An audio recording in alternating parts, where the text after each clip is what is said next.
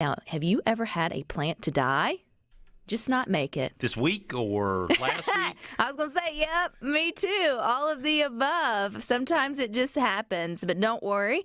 Failures happen in gardens every single season. That's what our guest, Gary Bachman, says anyway. He's the host of Southern Gardening. He's a horticulturist. I worked on that, Gary.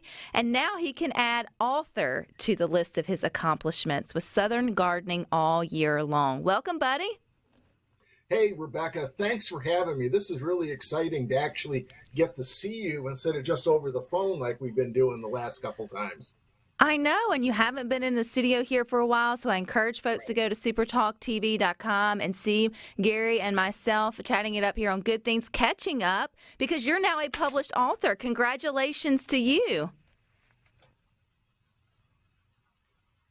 And technology is always good until it's not. I see Gary's getting something with his audio there. But Gary is the author now of Southern Gardening all year long. You probably recognize the name because he does host Southern Gardening there for Mississippi State Extension. But his book is going to provide a common sense guide to the dynamic landscapes of Mississippi and southeastern gardening. And I know if you follow him on his social media, he's always encouraging everyone to get out of their comfort zone and start getting in the dirt, whether that's with the simple things like doing a tomato pot plant or maybe going a little bit more extravagant. So, Gary, you back with us?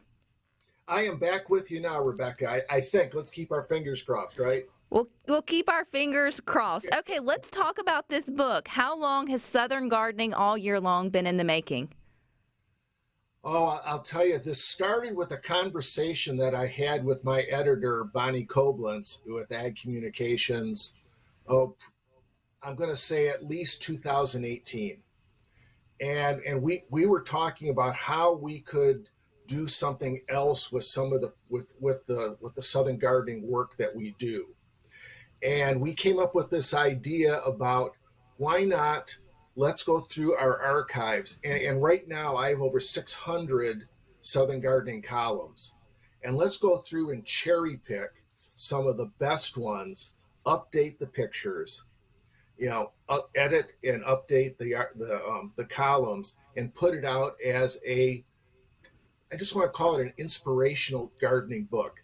It's different than a lot of gardening books we see where they say, well, in the spring, plant this and this and this and this.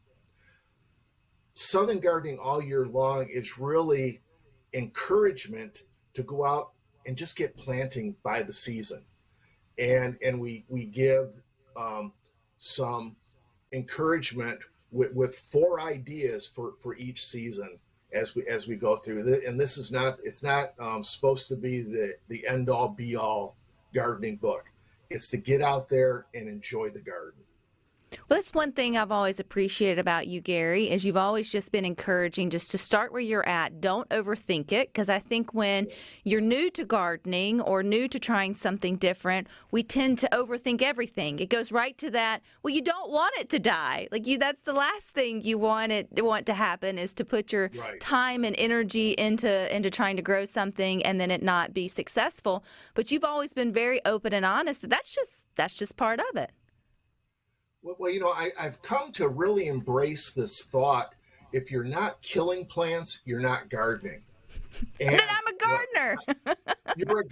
You are an expert gardener, Rebecca. Listen, every year I try new things. I see it. Look, I buy new stuff at the garden centers. I buy new seeds in the catalogs. We all do that. And some things are successful and some things just don't make it in my garden. And I've been a horticulturist for more than 30 years. So when a plant dies, I'm not really heartbroken about it, but I want to get across to the new gardeners, like you were just saying, don't worry about it. If you lose a plant, it's just an opportunity to try something else. That's kind of the take home. Because you still got your soil there, you still got sunlight, you still got water, hopefully, Yep. And so you can always re-sow a seed and watch something new sort of grow. And I love watching you grow into this Southern gardening all year long. You use an approach of using some of your own personal stories. So, Gary, I'd love to share one of your maybe we'll go both ways. One of your success stories that caught you off guard, maybe you didn't realize it was going to be, something that you would enjoy or actually work. And then obviously I'd love to hear one of Gary's failures. Oh, one of Gary's failures. Oh my gosh, there's a lot. Let's start with a Gary's failure. Okay. And I'm not sure this failure is really my fault. Okay, so I'm not going to take the rap for this, but I've never been a corn grower, and so last year. Now this story isn't in the book. This is something that's happened since, but I tried to grow corn. In the fall. Who grows corn, sweet corn, in the fall of the year? Well, last year, my sweet corn crop got knocked down twice by tropical storms. The first one came, and I don't remember which one because there were so many. The first one came through, and my corn was just starting to tassel out. Boom. The winds came through, knocked it all down. But I wasn't going to let that stop me. So I stood everything back up and I tied all these corn plants back up so they were standing again. And then Zeta came through and just finished it all off. Yeah, it happens. But did that discourage me? No. I grew sweet corn again this year, only to have straight line winds come through earlier this summer and knock it all down again. So I'm not sure I'm going to go back and try sweet corn again, but I will put something else into that spot. Well, that just goes to show that maybe it can grow in Mississippi during certain seasons, but there are other things that may keep it from being a success, not necessarily your efforts with the soil and the watering and all the things. I mean, for us here in central Mississippi, it's deer. You probably have deer there on the Gulf Coast as well, but you'll hear horror stories about putting out your beautiful fall plants or getting them going or they're blooming. And then you see Bambi come by and make a snack out of everything that you've worked so hard to do off of your front porch. I find it sweet, but I'm the one not growing it. Well, bringing deer up, we've had a problem at our research station right in Biloxi where we're doing flower trials and flowering and growth trials of different ornamental plants. And the deer come in and mow it all down.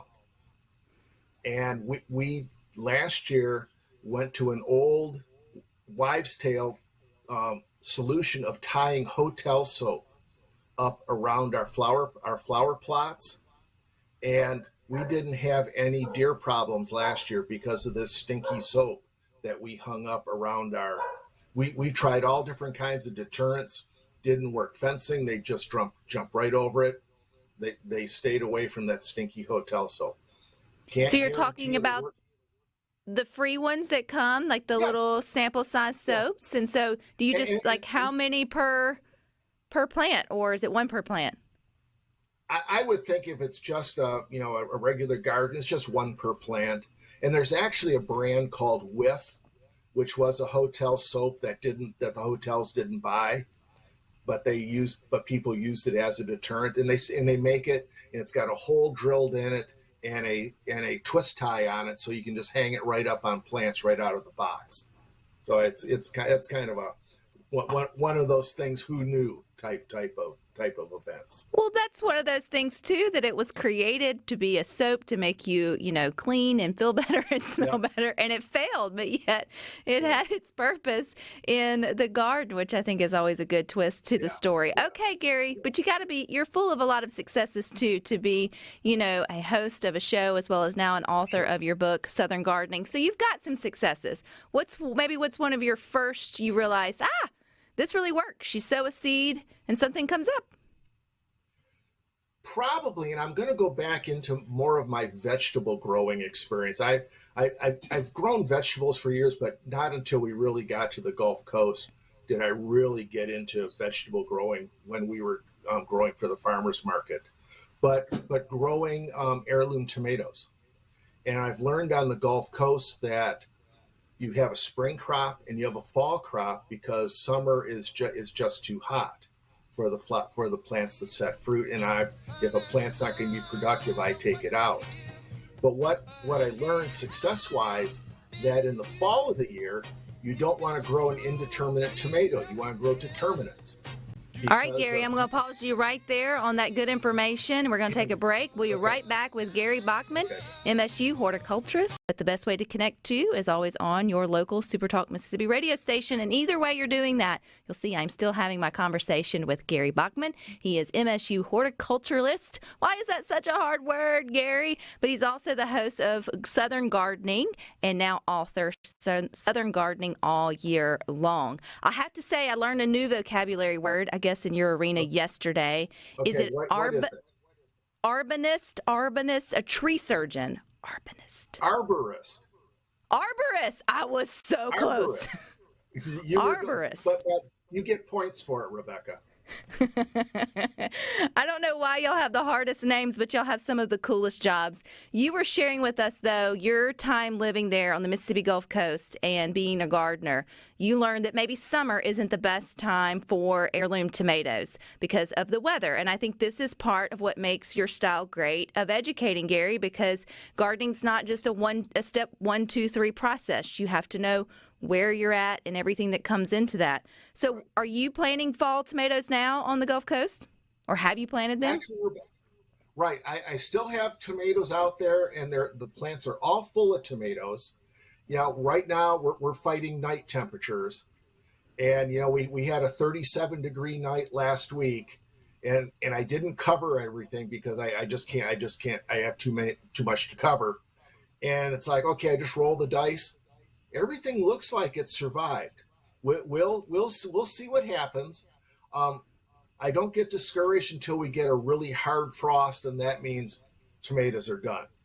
But I still have peppers out there producing, and yeah. So I like to push the envelope as far as seasons go, and see just how long we can produce some of these summer crops. Now, Gary, I like to push the envelope on how long I could leave my plants out on the back porch when it comes to the weather. I always wait for my weather guy or lady to tell me, "Oh, you need to bring in the pets, you need to bring in the plants." Is there like a good, like hardcore time to just go on and make it like seasonal, bring them on in so you don't, mess it up for the long haul? You want to know something? Not really. It's really temperature based. And just let me tell you, if you're basing bringing your plants in on the temperatures that we have to bring our pets in, you're not going to have very many plants outside, okay? The pets can handle colder temperatures than some of our house plants can, okay? That would be my first mistake. but really, some of our if you want to call them some of our tender garden plants that we have in containers that we would bring in, I would say most of them are probably good until we're consistently 45 and below. That would be kind of my go-to temperature. My back porch, I put panels up, and so I kind of have a little insulated back porch area, which is good till if the temperatures get to about 35, it'll stay about 45 out there. But if it gets lower than that, then I start bringing plants in, because I think 45 is kind of that magic temperature for our tender plants.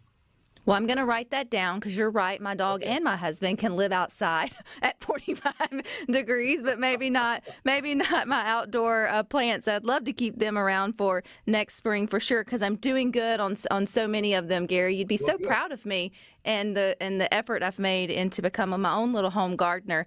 Okay, let's talk about your book, though, Southern Gardening All Year Long. Who's it good for? I mean, is it good for the very beginner? Is it good for the experienced gardener? Who needs this sort of on their coffee table?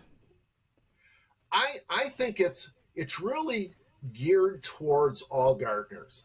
I look at it as a work of encouragement. I want to think that this is kind of like us talking about gardening over the back fence. This is just, it's like I say, it's not the list of plants to plant. It's not heavy into the science, but it's just, I like to call it plain talk about gardening, and kind of in a folksy manner. I know that's not a very, university oriented word, being folksy, but that's who I am. That's how I garden. And I want to give the readers of Southern Gardening all year long my take on gardening. And I don't think gardening should be hard. And I try to get that across. And I think it's us who makes gardening hard, right? I mean, we're the ones Oh, that absolutely. complicate it. But also, I think the business of gardening has sort of not helped in making it more complicated. Now you have all the different, fancy soils or fancy sort of tricks or whatever it may be, when really you should just get back to the basics, and that would make it more enjoyable and work as well. I do want to mention, Gary, you were here on Good Things Okay. several times during the pandemic, really expressing the importance of supporting our local garden stores. I mean, Yeah. especially in the fall, even if you go and looking for your pine straw to put out, or your mulch or whatever it may be, Yeah. you have a choice to make. And the pandemic Yes. hit all small businesses hard, but it really hit the gardening folks too. So talk to that. Well, it's interesting. During the pandemic, Rebecca, yeah, small business got hammered by it. But in Mississippi, our independent garden centers were fortunate because they were deemed essential because they grew and sold food products. And so in 2020 and continued in 2021, many of our independent garden centers had their best years in years because there were so many more people gardening. According to the National Initiative for Consumer Horticulture, we gained over 20 million new gardeners in 2020. And we've kept 85% of those in 2021 because they enjoyed it. And the independents, I stress the independents because that's where selling plants and selling gardening supplies is how they make their money. The big box stores, gardening is just to get you in the door. They make about 5% of their profits on the garden center. And so if the garden center went away from the boxes, good deal. But the independents, that's their business. They're our neighbors. And I think that we should support our neighbors in this gardening cause, if you want to call it that. Well, and I also think they're the ones who know your climate and your area best. I've connected with a few that's in my area here in central Mississippi, and I've become friends with them because they answer all my questions. Yeah, yeah. And, and they really take their time, and then they give good advice. And I just feel like it's such a good relationship. They're part of, and then when I look in my backyard and I see the successes, I can't wait to go share that with them. I know I'm a little cheesy in that respect, but I'm sure they feel like they respond and they want to hear about that as well. So there becomes this friendship as well as, a business transaction as well. So I agree. I think we should make that choice whenever you are looking for your seeds or your plants or your dirt or your whatever it may be. And they've got so many cute home decor now at their gardening center. Oh, absolutely. And one thing about the independents, if you have a particular plant that you're looking for, the big boxes probably aren't going to have it. The small, our neighborhood independents can source those plants for you from local growers if they are not doing it themselves. That's another positive. Absolutely, because I found my jasmine not at a box store, Oh, did at you? a local Okay. independent. Thanks to you, Gary. I got it in the ground because you told me to plant it during the fall. So I will be bugging you and keeping you up to date with that as well. You mentioned, though, you're not afraid of pushing the envelope. What's the craziest thing that you've gotten to grow on the Mississippi Gulf Coast? Probably right now, I would I'd focus on I'm growing avocados. I Really? found some avocados that are cold hardy. They're not the Haas or not the Caribbean, that the big avocados we see in the grocery store. They're smaller, but they're really actually kind of fun to grow. If you want to get sciencey, they have some different flowering habits that you have to have two with different flowering habits. And the first one I bought was Leela, and she didn't do very well the first year. And so I bought her a boyfriend named Joey, and they have different flowering. And so, yeah, so they're happy out in the garden. I'm So, growing Gary, we're going to be Barbados happy. We're going to be happy by supporting you by getting your book. I forgot to say that. Where can we get your book, Southern Gardening All Year Long? Southern Gardening All Year Long is published by University Press in Mississippi. If you want, can I send you the link to the landing page? Absolutely. Follow me on Southern Gardening. We can find it there. But love to get some out into the hands of fellow gardeners. All righty. Well, Gary, it's always fun to catch up with you here on Good Things. I look forward to having you back in the studio. But until next time, thank you for your time. All right, you guys stick with us. We got more for you.